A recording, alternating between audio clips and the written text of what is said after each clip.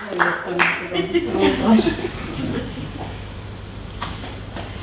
I'd like to talk to you guys about all the things that we do to take the edge off. Ask yourself, what do you do to take the edge off? For some of us it's that glass of wine or whiskey at the end of a long day so we can unwind and calm down. For me it could have been that box of cigarettes I should have smoked before I came up here and talked to you. And maybe it's just as innocent as a cup of tea. What is this edge and why do we need to take it off? Well, about 4 years ago when I was on maternity leave with my second child, I found myself constantly on this edge. As much as I had looked forward to and really enjoyed the long summer days that I got to spend bonding with my child, just getting to know this little person that had incubated inside of me for 9 months, I also found that the more time we spent together, the more my anxiety level started increasing.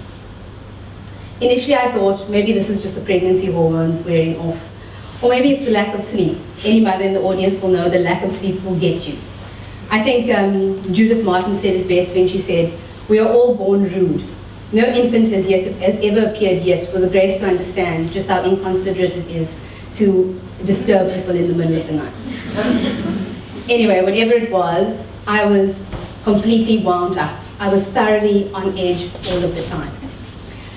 There were times when, actually many times when I would wait for my husband to come home from work in the evenings and stand at the door and just stand there with the baby, waiting for him to come and take the baby so I could just give the baby off and run far, far away. I would do anything to escape.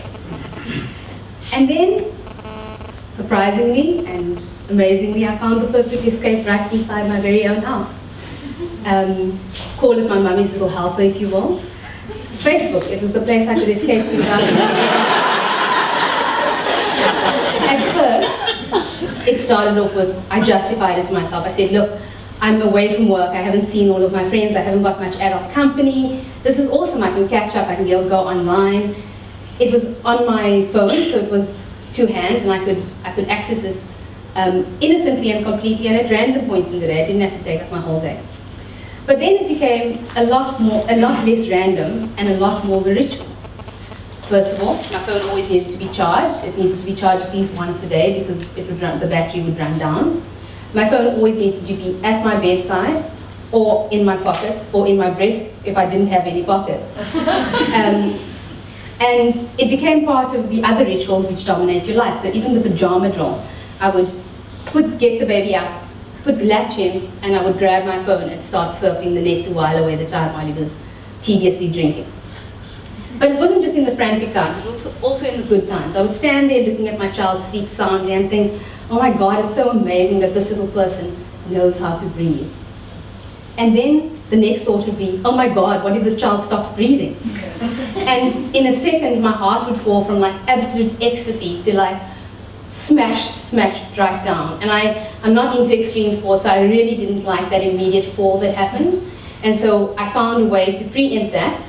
And I reached for my phone, and I put the phone between my face and his. And in that way, I could take a picture and remove myself a little bit from that nasty feeling. I could take a picture, and I would post it to Facebook and entitle it, "Look at my little angel sleeping." And as I posted these pictures and these status updates, I found more and more that I could put some distance between myself and my reality. I could start to edit out all the bad bits and just embellish the good bits.